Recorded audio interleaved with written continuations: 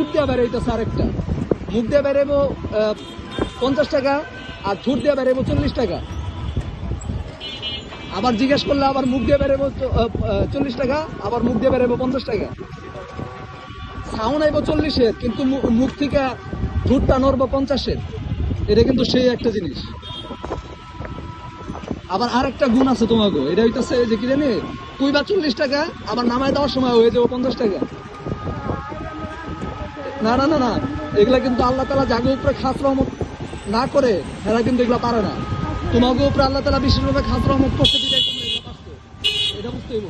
তোমরা শুকরিয়া আদায় করতে হইব এই বিষয়গুলা।